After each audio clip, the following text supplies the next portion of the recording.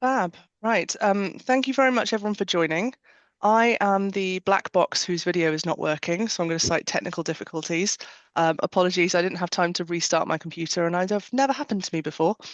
Um, so please do forgive me, but I'm going to try and host the talk nonetheless on behalf of SAIM. My name is Lorraine Woolley. I'm part of the Wales Member Network Committee, and we put on these talks through the year. We do have other talks coming up, which we'll put links to in the chat. The talk today, we've had Leila and Rob Thomas, who are back from the Rivers for Life project. We had a really successful talk on last year. This particular talk is on the use of long-term nature-based solutions to improve ecological quality of the four rivers, the Teifi, the Tywi, the Usk, and the Cleddau. So this is the sort of four Rivers for Life project and re-naturalisation. The presentation will highlight the constraints to fish migration and how these have been removed at several sites, addressing in-river barriers such as weirs and other structures. And it's also been re-naturalised and restored using boulders, woody material, and gravel. So we asked them to come back because I thought that was absolutely fascinating subject. Leila is a Senior Rivers Restoration Officer for the Four Rivers Life Project, which is an EU-funded scheme to improve the condition of the four rivers in South Wales. Rob is has joined, he used to be in the agriculture sector for the, forgive me, can't talk today, in the agriculture sector for the last 20 years and has grown up in West Wales and dairy farmed.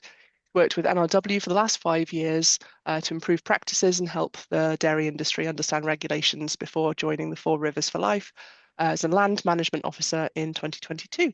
Hopefully I've got those introductions not too far off. The session is recorded today.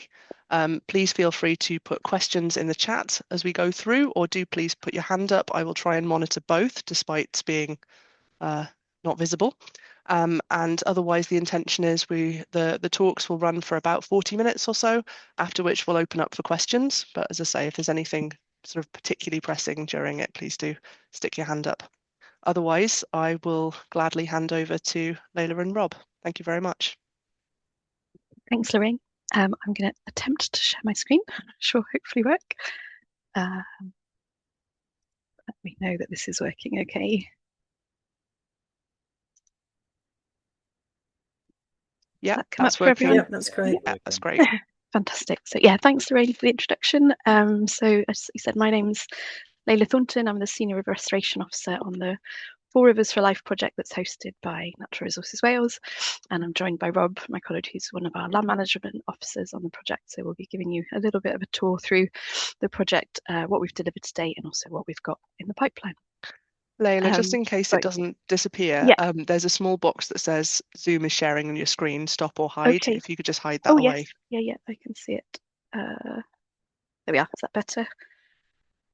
Yeah, that's perfect. Thank you. Okay, so yeah, just to give a bit of an overview, first of all, for anyone that's not sort of heard of or familiar with the project.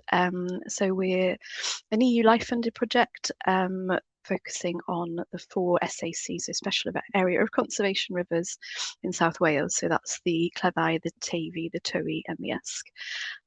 So life-funded projects focus on improving conditions for the designated features of the special areas of conservation. We very fortunate to sort of be able to tap into this funding source. We were one of the last projects that was funded post-Brexit. So we funded to the tune of just over 9 million over 5 years. So we've been running for a few years now.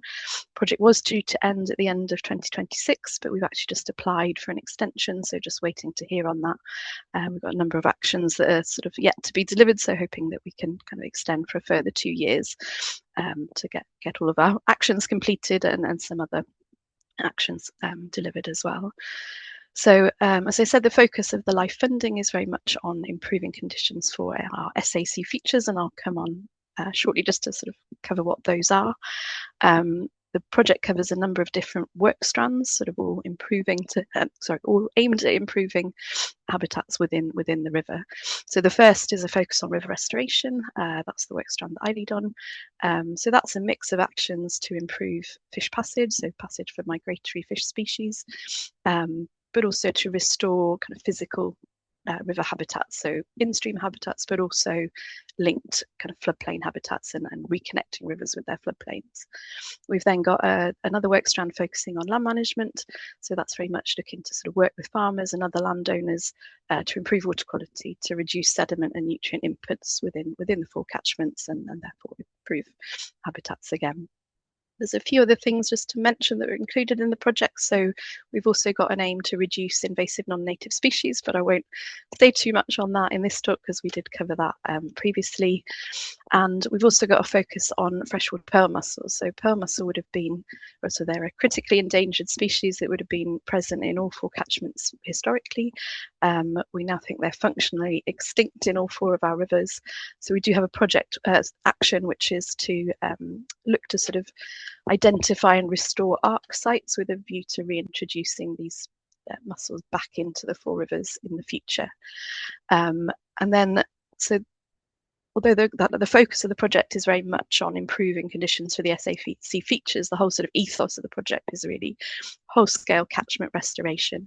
And whilst we're a well-funded project over 5 years, we're sort of very conscious that there's only a certain amount of direct delivery that we can achieve within that time frame. So another kind of aim, and one of our most important aims, I think, is to kind of share learning, demonstrate best practice, and really engage people in the sort of work that we're doing so that that can be scaled beyond the project sort of time frame.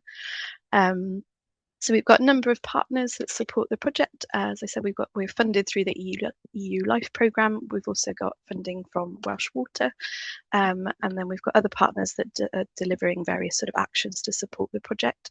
So Banau Brycheiniog are involved, and their contribution relates to INS work within the national park, and they've also more recently been supporting with some of the education work that the project's delivering. We've also got the Woodland Trust, who are contributing a large number of trees to the project to be planted over the project lifetime. We've got Coleg Siagar, who are one of our sort of agricultural partners. They're supporting things like funding and delivery of weather stations across the full catchment to help provide kind of best practice advice on things like slurry spreading. And then we've got the River Restoration Centre, who are a national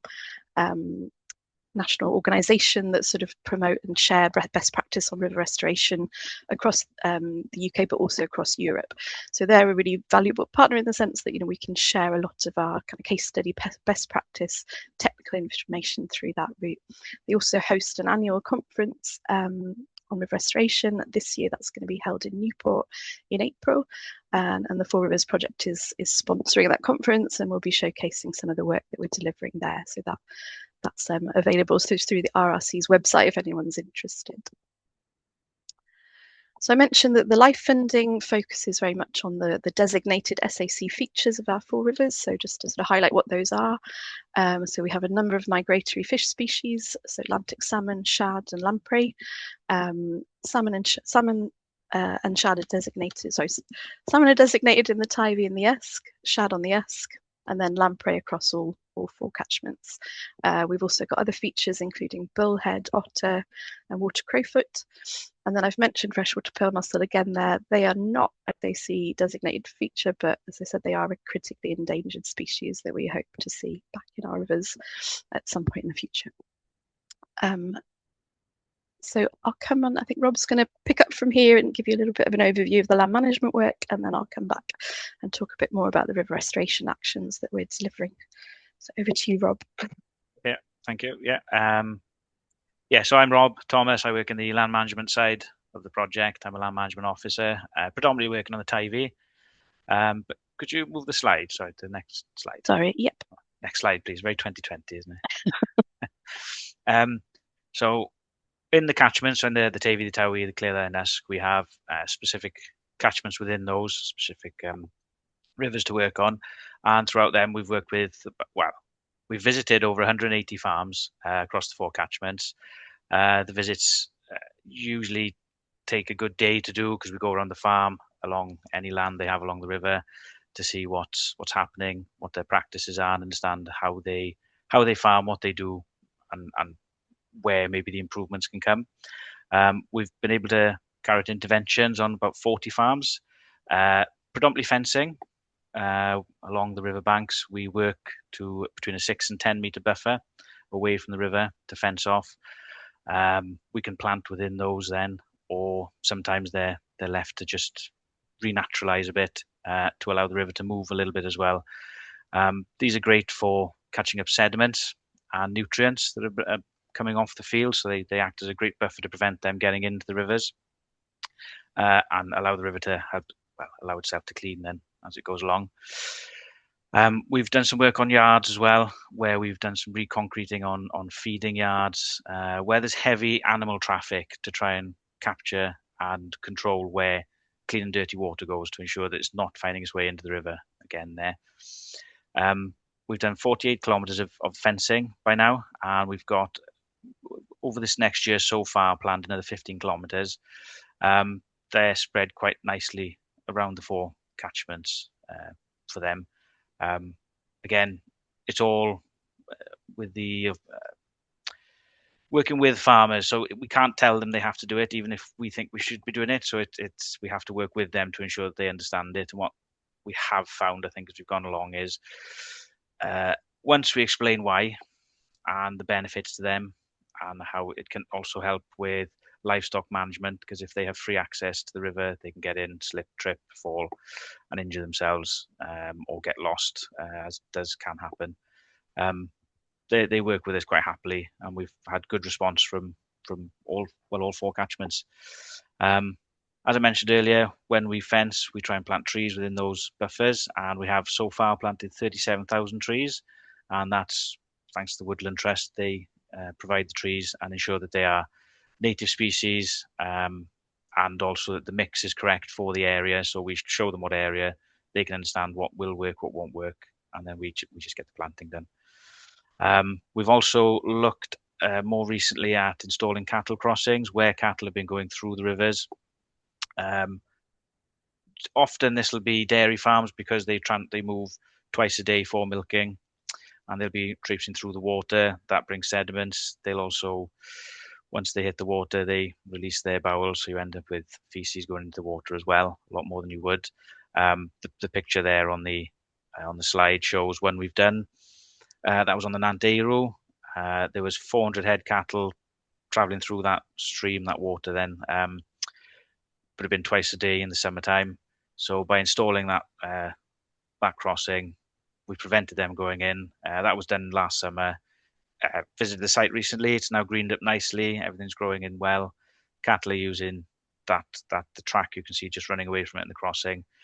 That's reduced sediments getting into that river a heck of a lot. And just about half a mile down that stretch, that meets the Hirwain, which has had a history of some problems. So, it's looking at where can we reduce these losses as much as we can. Next slide then, please. So we've also been working, this has come about in 2025, which is collection of farm plastics. There's often quite a lot of farm plastic from round bales, the wrapping bale there. It's stored on yards before it's collected, or you can have sheets to cover the loose house silage. Predominantly it's those plastics that we're looking at. Working with APE and Afonydd Cymru, they've had a trial scheme in 2025, as I say, where we subsidise the collection because it can get quite expensive. The rate was reduced by £30 from our project support. Then we can't pay for the whole collection, but we can subsidise some of it. It's just kind of incentivise a way to get it taken away sooner. It's been very, very popular, and I believe we've already hit the initial target that we set ourselves of collecting 200 tons of plastic. It's basically collected, taken away by is it Birch? Yeah, Birch. We've had good media coverage and a lot of support from FUW in particular, who've shared it with their members, and it's also been shared through people like CCF or Winstay, because that's the direct route to the farmers. It's just to ensure they can get collected. It can be expensive, so farmers tend to wait and store it on yard for a long time. Then bits fly off here and there, weather, like, I don't know where with yourselves, but here today it's very windy, very wet. Some will catch, some will end up in the river, and it's just the aim is to reduce that, to keep the plastic out of the river and ensure it is collected and recycled correctly then. Yeah, next slide then, please. We've also got a discussion group. So this again started, I think this actually started 2024 initially as a discussion group on the Teifi, and then it's grown from there. So it's moved into a more regenerative farming discussion group, as that seemed to be the main aim for the farmers. A lot of them were doing things already of what they can do to improve. So with regenerative farming, grazing, it looks at how can you reduce or stop altogether the use of any fertilizers or bagged fertilizers. Then it's using just what's on the farm, a more natural approach. It also looks at what crop is in the ground. So is it grass? Can we add different species? What's there? Looking at root depths, what suits each other's, what will grow in what temperatures, climates, and of course their soil. The aim, like I say, reduce the use of fertilizers.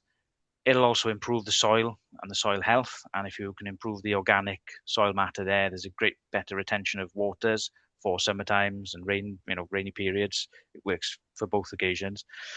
And it's just a more natural way of farming, looking at the rotational grazing process. Do they rotate quicker or sooner or slower? Maybe it's reduced livestock, maybe it's increased livestock. It all depends on the land where they are then. They had a small conference, or we held a small conference at the end of October 2025, where 16 of the members were able to come together and look at what have they started doing, what changes can they make. Like I say, some of them were very proactive already, but there's always there's always progress to be made. It can always be better. So it's looking at what are they doing with the cattle. Maybe it's a slight change of what breed they have there, etc. And that's sheep and cattle there. It's just, working together, sharing ideas was that then. They're also looking at the future developments. So it's looking at, can they have a producer group which would then have milk and meat farmed with regenerative principles in mind. You can market it like that. You can sell it like that. That's often it's a bit like organic. You can show this is better for the environment. Oftentimes, certainly with meat, the animals are healthier, they're happier. That comes through in the taste. It's just, they're just continuing with that, and hopefully we'll see something now in this coming year now of progress with that and what will come next. That's about it for the land management. Thank you, Rob. So I'll take over from here and give you a bit of a run through of some of the river restoration work that we're delivering under the project as well. So I mentioned we've got various different strands within the river restoration sort of bit of the project. So the first is really focused on improving fish passage, and that's aiming to tackle barriers to fish migration, particularly for our migratory species, so salmon, shad, lamprey, designated features, but also the non-designated features like sea trout and eel. I think important to say that although we're one of the main aims is looking at fish migration, all of these barriers also have huge effects on sediment transport, sediment movement within the river, and kind of knock-on effects for habitats downstream. So in opening these up for fish passage, we're also opening them up for sediment transport and restoring sort of habitats as a result. So we had funding within the bid to address 12 barriers across the 4 catchments, and those were a mix of different structures, highways, crossings, weirs, culverts, a whole mix of different things. So when we look at tackling barriers or infrastructure or structures within the river, we would always assess sort of a range of options for what we could achieve there. So the preference will always be for full removal of the barrier, to be able to return the river to a free-flowing, natural bed, natural banks. That absolutely is the kind of number one preference. But as you can imagine, with a lot of these sort of structures, we've got highways and railway infrastructure, we've got heritage considerations, we've got flood risk considerations, and then sort of built environment and kind of knock-on effects for bed movement and bank stability. So there's a whole host of things that we need to consider when we look at the options for barrier removal. So the pictures on the slide, they're just a range of different structures that we've worked on. These aren't all of the structures, they're just some examples of the types of interventions that we've delivered. So the top right there, that's a pipe bridge structure on a tributary of the Usk, the Seni. So these pipe bridge structures are pretty common across all of our rivers, and they're pretty horrific structures really for both fish passage and also for the river's function. You can see that large accumulation of gravel upstream of that particular structure there. It's also a nightmare for the Highways Authority that we're constantly having to go in and maintain. So that one had actually come up for kind of maintenance or replacement under Powis's asset sort of replacement program. So we were able to work with them to sort of try and promote the best option really for the river. So initial discussions were around things like box culverts or other types of replacement structure, but we worked together to really kind of promote a clear span option in this case. So you can see the picture in the top right there. It's perhaps a little bit hard to see because it's quite small, but that has been replaced by a clear span structure. This was quite a novel design that had been used in up in the north of England. So it's a clear span sort of steel on steels structure. It meets highway specifications. It's got these sort of timber rails, which are actually designed to go if the bridge overtops, and it provides clear span, so free flowing natural river bed. We're limited by the kind of maximum size of the steels here. We would have liked to see that set back a little bit further, but we did manage to achieve good section of sort of natural bank there as well as the natural bed. You can see there's still a bit of gravel accumulation there on the left bank, and that's because the bridge is set on a meander, so it's not ideally located, but that isn't something that we were able to change. However, so the green bags, the green mesh bags that you can see there, those were just a temporary measure to protect the bank on the right bank during construction. But we actually replaced those then with a green engineered bank revetment, which was a series of large root plates. So again, it was a really nice opportunity to promote kind of green engineered solutions to what typically probably would have been tackled with a hard engineered solution, things like gabion baskets. So yeah, really nice sort of collaboration there with Powys Council. Then the pictures in the middle there, that's a forestry crossing with a kind of large oversized culvert. So again, these are really common, it's a cheap solution to sort of get access into difficult areas, but again presents all sorts of difficulties for fish passage and for the river. These typically scour quite extensively downstream of the structure, and they're really horrible for fish to pass. So that's another one that's on a tributary of the Tywi. There we've replaced that with again a clear span bridge structure to allow kind of the river to have a natural bed and flow freely there. And then the the one on the left at the bottom, that is a tributary of the Tywi, the Minnis, and that's the A40 sort of crossing it there. So again, these are quite very common, bridge crossings with these large kind of over wide concrete aprons, really shallow flows over those, and very difficult for fish to pass. So we're quite constrained in what we could do there in terms of any removal or alteration to the apron, but we were able to agree a solution with the Highways Authority there, and to install these oak baffles in a kind of chevron design. So that's intended to sort of break up the flows, provide some depth and kind of better flow velocities there to facilitate fish migration. And then the bottom right, finally, that's a sort of composite weir structure on a trib of the Teifi. This was one that we couldn't remove because of the kind of concerns with bed level shift and properties adjacent to the river there. So that's actually a rock ramp structure that was put in place to essentially regrade the riverbed over that existing weir structure. And it's to achieve it as kind of a nature-like fishway as possible. So it's important to note, we're the species that we're designing for, so that we're looking at salmon and some of the better able kind of swimmers, but we're also looking at species like lamprey, which have very poor swimming abilities and prefer to swim rather than to jump over structures. So all of our designs have to consider those weaker swimming species as well. So this was another fish pass project that we delivered last summer.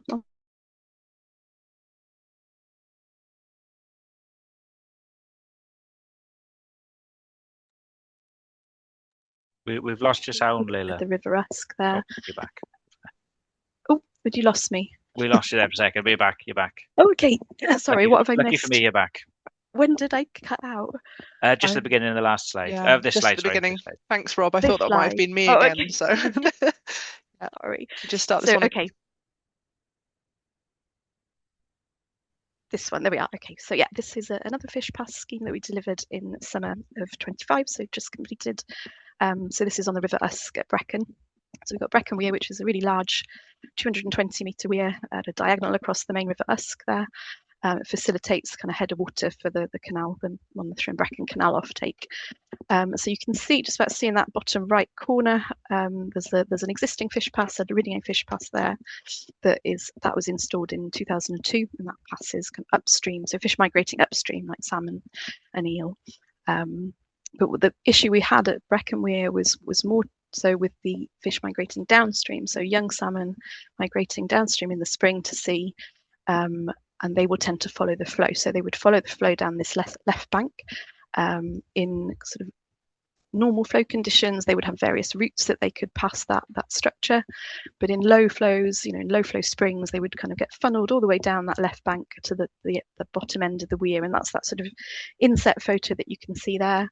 So that's the pass that we've installed. So prior to that, there was just a very kind of shallow informal notch there.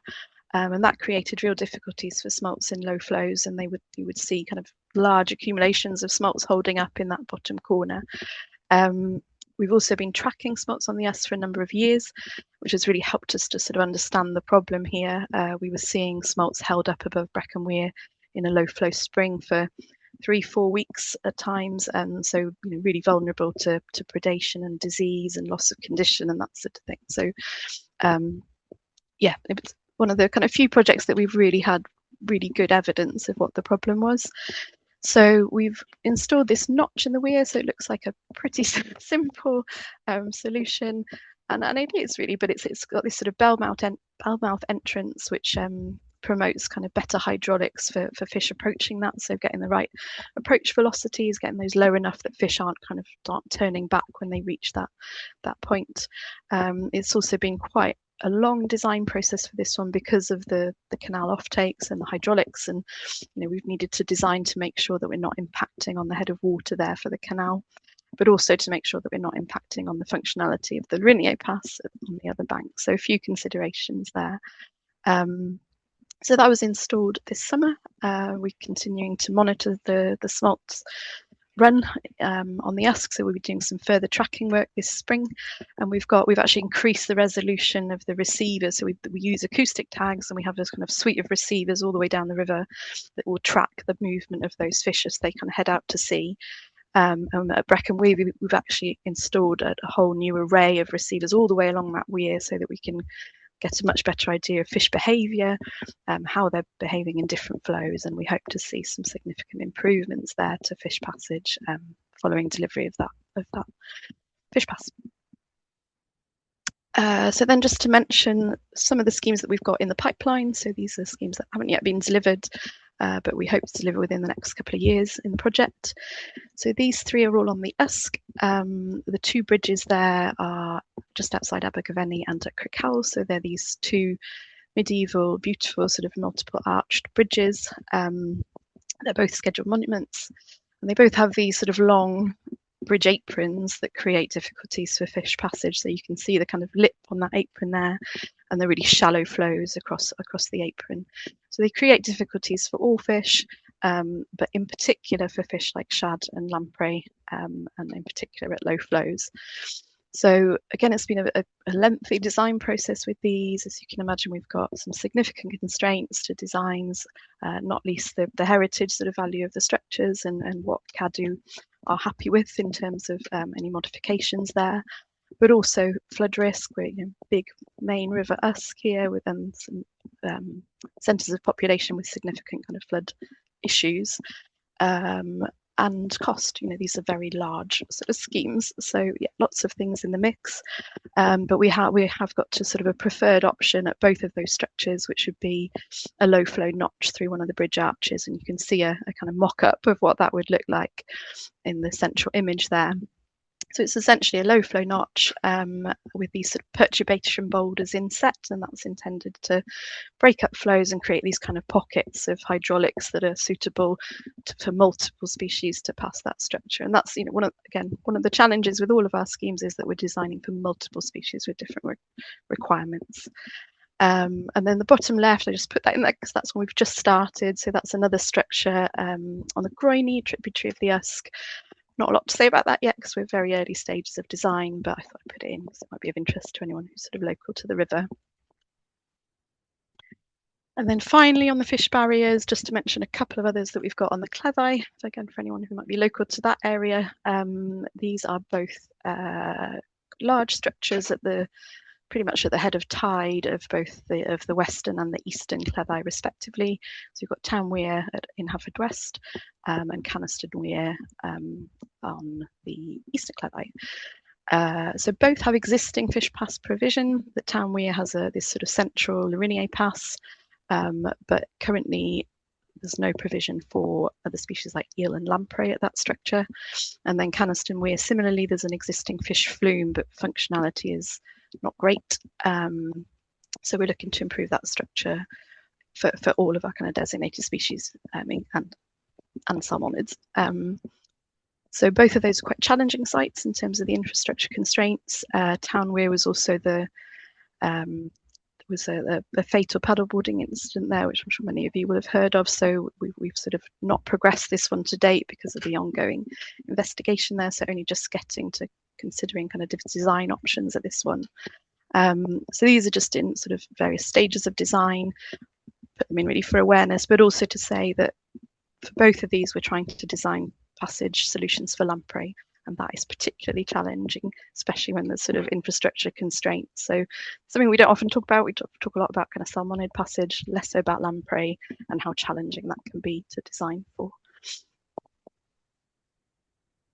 So that was the structures. So the second strand of work that I wanted to talk about was more of the kind of restoring natural processes and working with nature-based solutions to improve rivers. And then this is the really exciting bit of the project.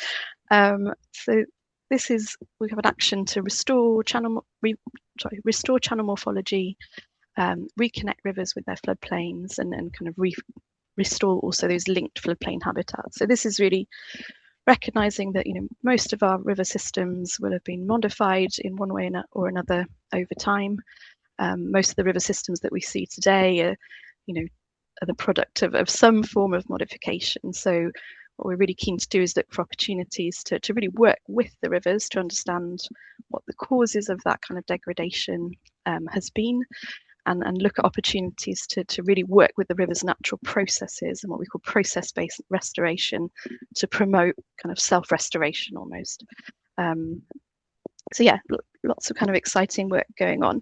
So the diagram on the right there, which looks horribly complicated, is really just sort of it's a stream evolution model. So it's kind of showing rivers at various stages of disturbance. So people might have heard the term stage 0. So that's a river that's very, very well connected with its floodplain, totally unmodified. You might have sort of multiple thread channels, and very, very dynamic and kind of moving river course, or it might be kind of multiple thread. And then you can see that sort of evolution to how rivers might progress with different forms of degradation, with multiple threads becoming kind of single thread channels. You might have channels that are channelized or over deepened and then eventually disconnected from their floodplains. And the resultant sort of degradation that goes along with that. But what that's also showing is that most rivers will have an ability to self-restore if they have the right sort of the right energy and the right gravel supply. Then you would typically see an evolution towards kind of self-recovery, and that's so you will have trees falling in, trapping gravels accruing, and then systems gradually becoming more connected with their floodplains over time.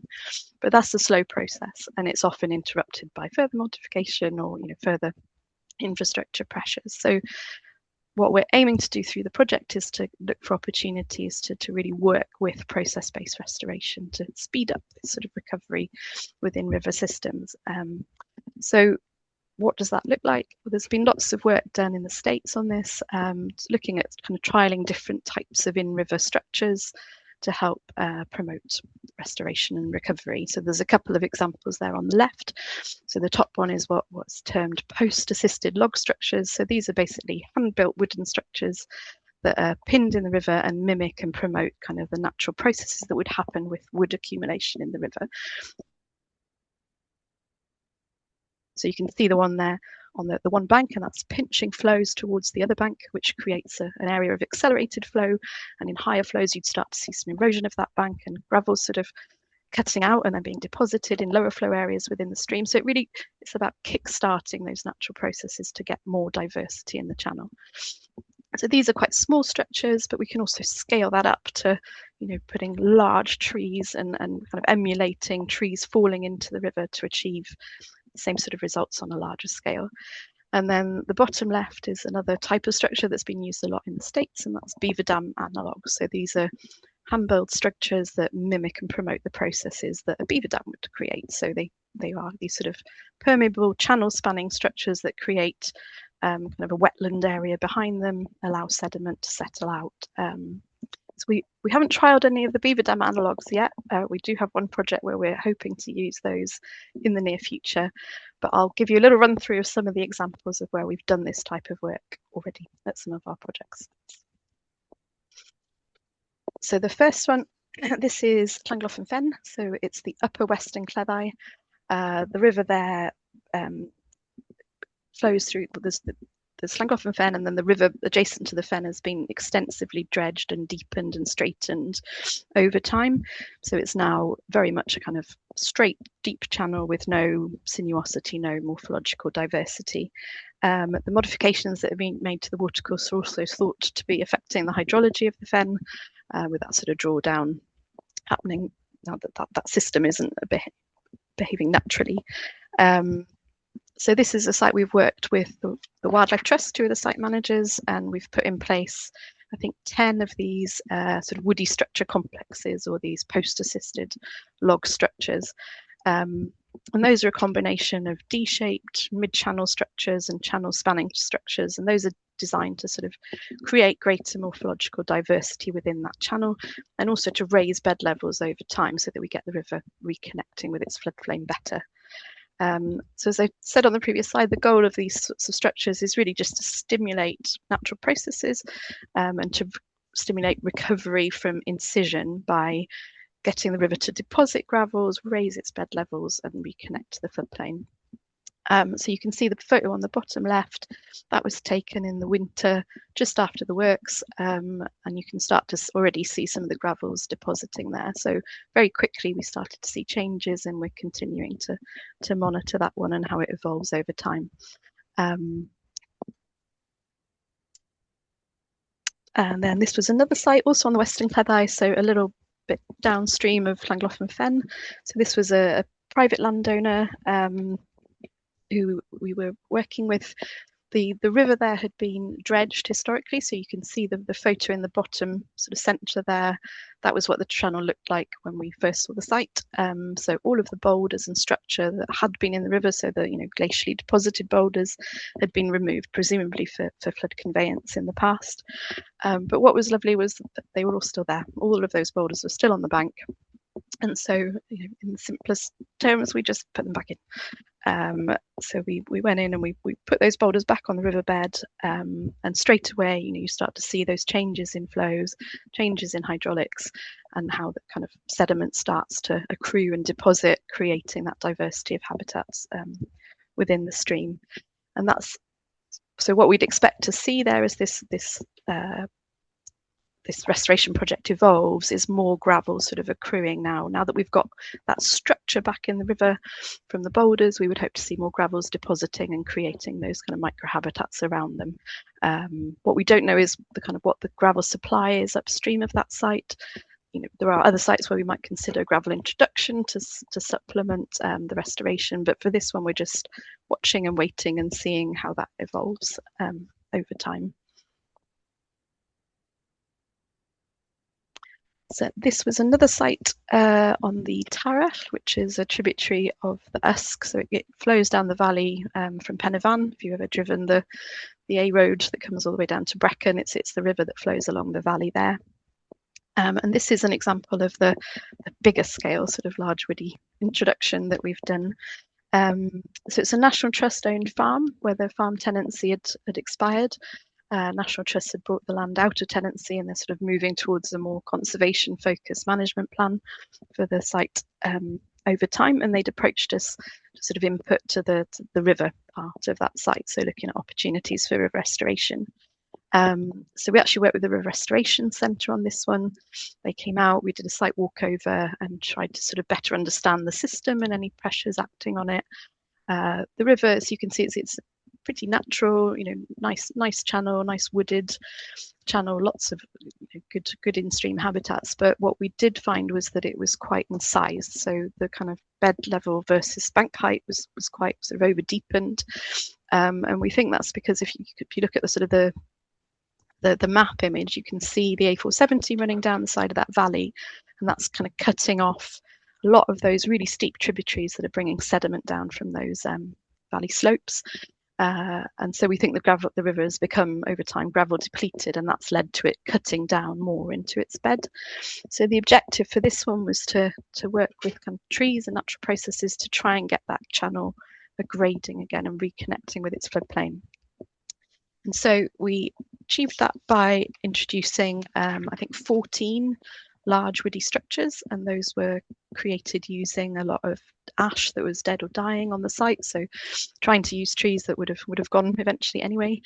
And none of these structures were pinned. So the example I gave at Llangollen Fen, we had to pin some of those kind of woody structures just because the channel was so deep there, and there was no bankside sort of tree line to anchor anything to. But for this site, we had a really good existing tree line, so we were able to fell these trees or winch these trees over so that they fell between the existing tree line, and they've hung up and they're sort of self-anchored themselves in these structures. We did actually pit tag a lot of the large wood that we put in, just so we could keep an eye on whether that moved.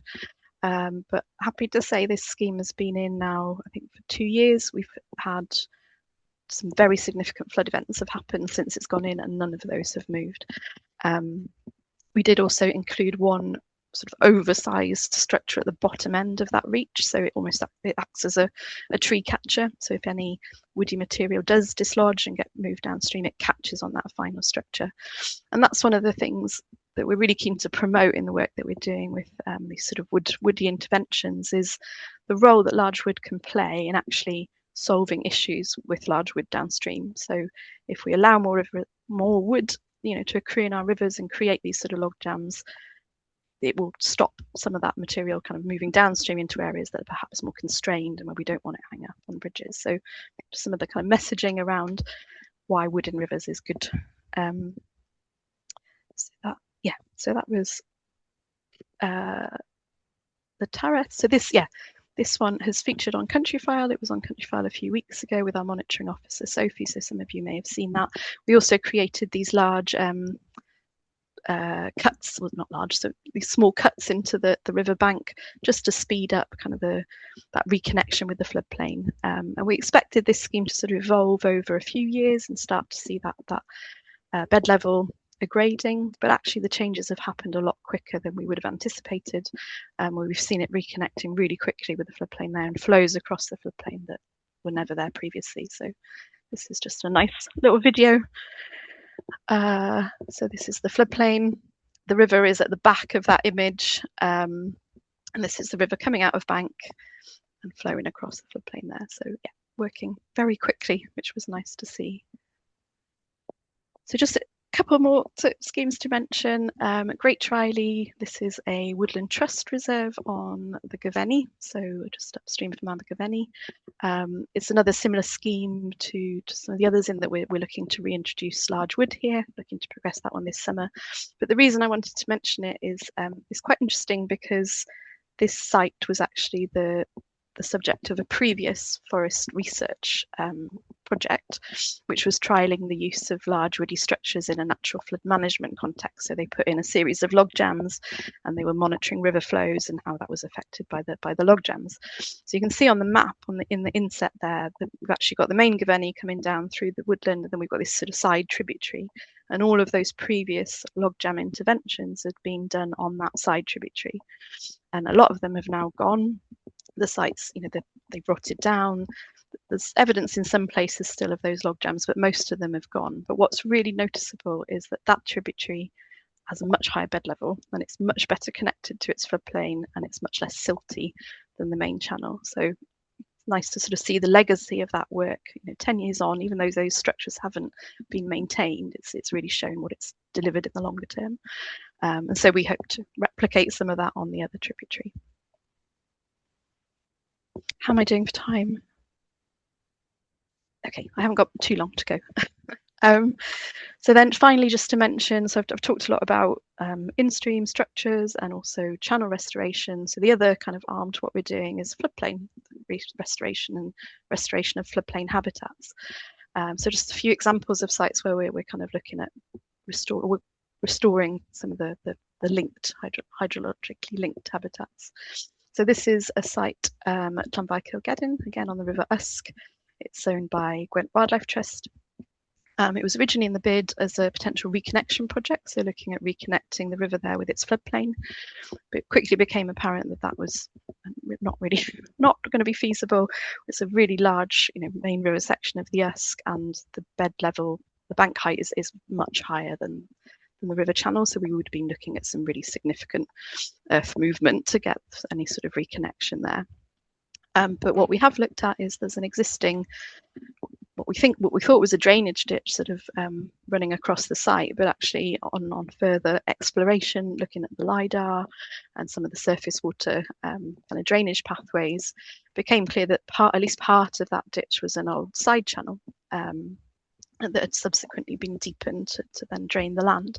So what we're looking at doing here is actually using some of the beaver dam analog structures that I mentioned to start backing water up. So we'll do some reprofiling of the ditch, kind of raising that level of the ditch, and then backing up using kind of beaver dam analog structures to create a wetland in what would have been the old side channel there. So quite a nice opportunity to do something slightly different for us and trial some of these beaver dam analog structures.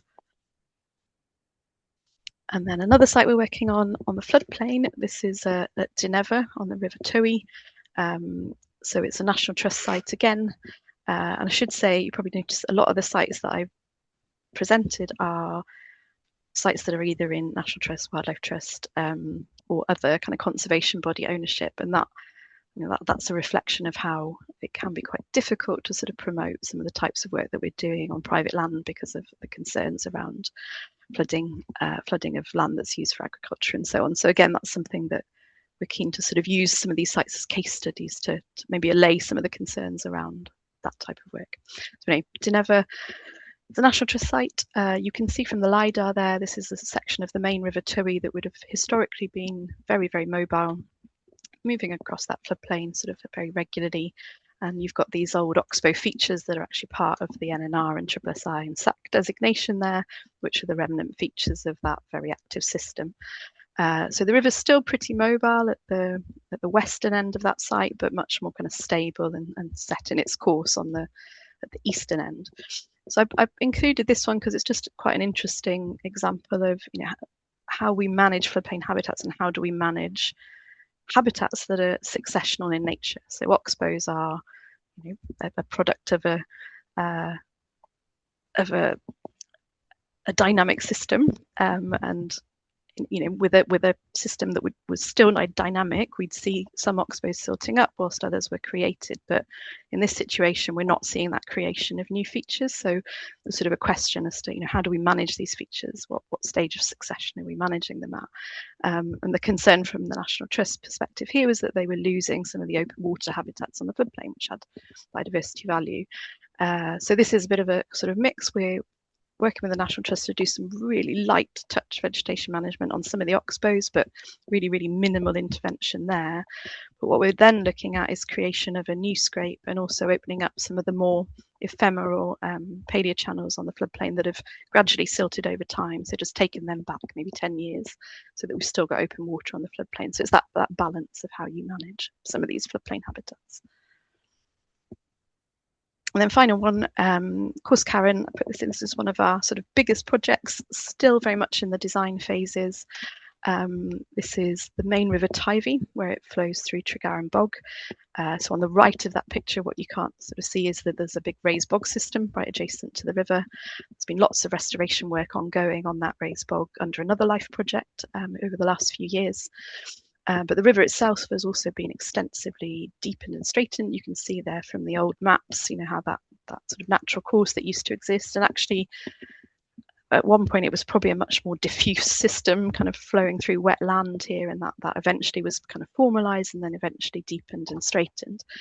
And I wanted to mention this one because it's quite an interesting example of a project that's been in development for probably over 20 years. And some of the earlier thoughts on restoration here were really kind of geared around just putting the river back in its meanders, and that, you know, historically that was what a lot of river restoration was, and it was maybe more engineered, and it wasn't focused as much on working with the river's natural processes. So when we took this one on in the project, we really wanted to kind of go back a few steps and look at this again in the context of, you know, how river restoration has evolved and the thinking around process-based restoration and how we could apply that to this site. Like I said at the start, you know, process-based restoration sort of relies on us having sufficient energy and sufficient sediment supply within a river to work with, and that was a concern at this site because it is very low gradient.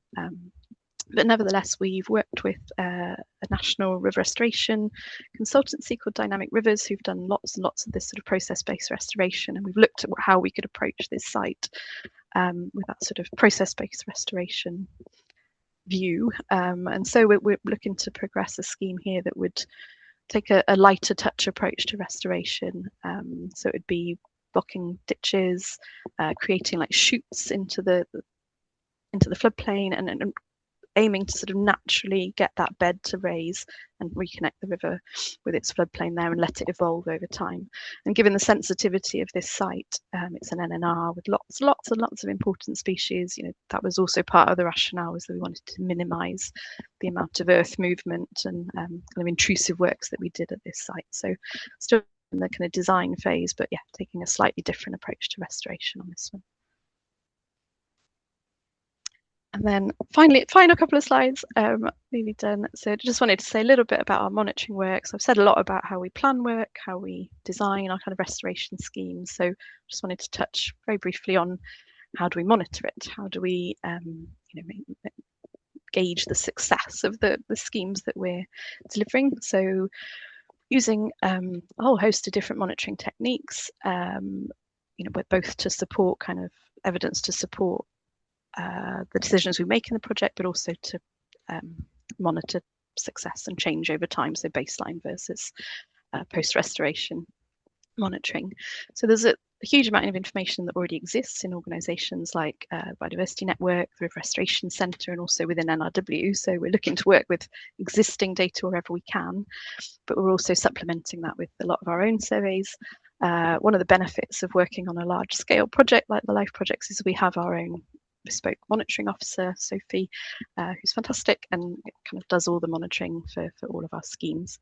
So we deliver a range of different kind of monitoring and surveys, things like electrofishing, looking at juvenile fish populations, to freshwater invertebrates, and water quality sort of assessments. We don't do a huge amount of direct water quality monitoring, but we are doing some kind of discrete water quality monitoring, particularly associated with our ARC sites for pearl mussel. We're also fortunate that we've had funding for some fish tracking work. So I mentioned the smolt tracking on the Usk. We're also tracking shad on the Usk. So that's all done under Home Office licence, and it's been a really amazing opportunity to kind of understand more about fish behaviour in our rivers, movements to and from the sea, and how structures impact on those. And then finally, I just mentioned geomorphology. So as well as the sort of biological monitoring, we're also looking at how do we assess physical change in our rivers pre and post intervention. So we have a number of tools that we use for that, things like river habitat survey, or MORPH, which are kind of techniques that look at the in-channel habitats, the quality of those, and how that changes over time, but also starting to look at some higher tech stuff like high resolution LiDAR and bathymetry surveys. So we're looking to trial those at like the large wood site I mentioned on the Tariff, just to get some much higher resolution data and understanding of how the channel form changes over time post restoration. And then finally, just to mention comms and engagement. So again, very lucky in the project that we have a dedicated comms and engagement officer. So that's Dana, who would have organised the talk today. And that's really helped us to kind of get the message out there about all of the work that we're doing, and be able to share, promote case studies, and find other opportunities for delivery of work. So today is kind of part of that comms programme, and I just wanted to put up some examples of some of the comms that we've done recently.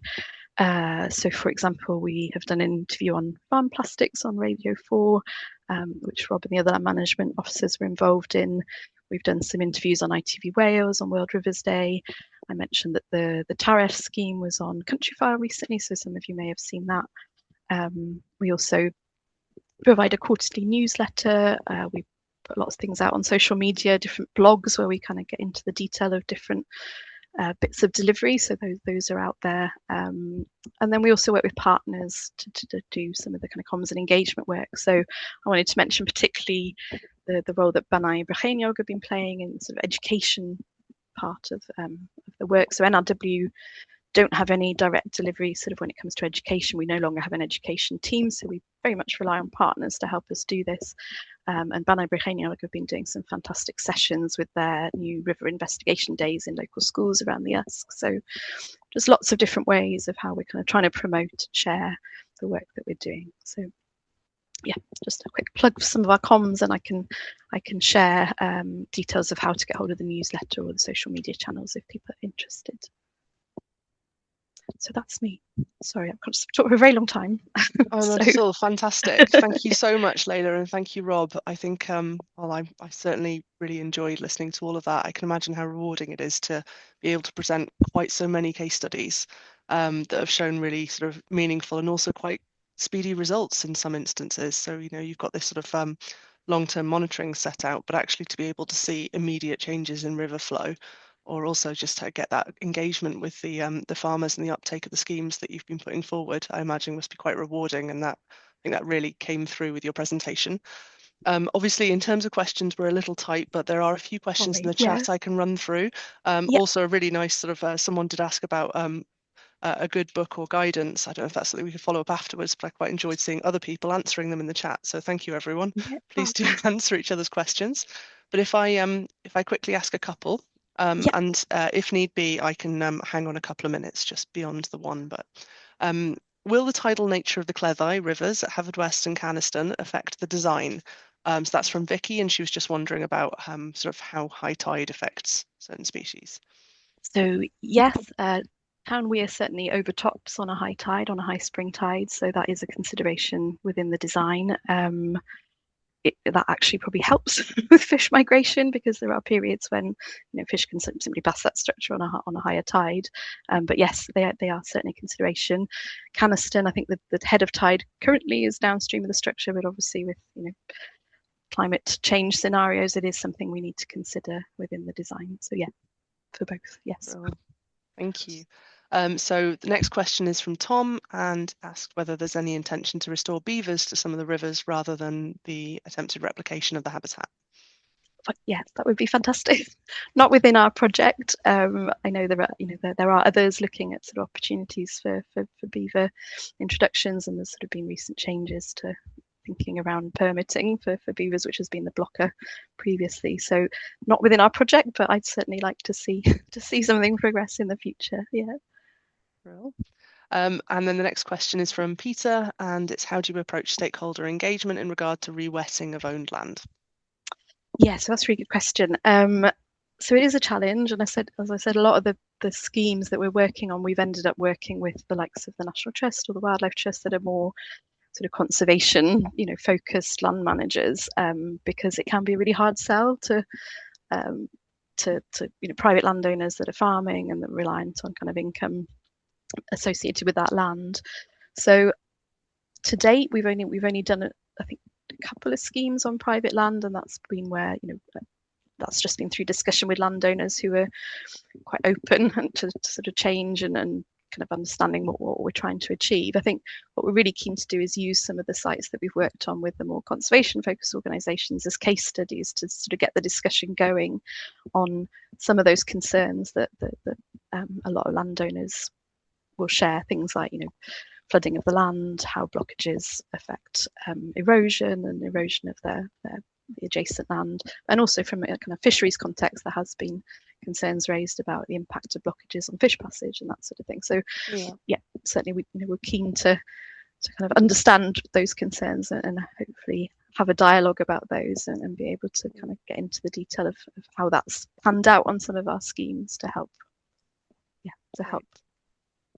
Well, thank you very much. I'm conscious of time, and I know some people will start messaging saying they have to drop off. Yeah. The last two questions in the chat, one was asking about any good books or guidance to read. So I don't know if that's something maybe you could drop into the chat yourself and then the final one was just asking about the social media links. So maybe if you could just reshare that page, or again, perhaps drop the social media links in the chat, and anyone who's left should still be able to pick those up.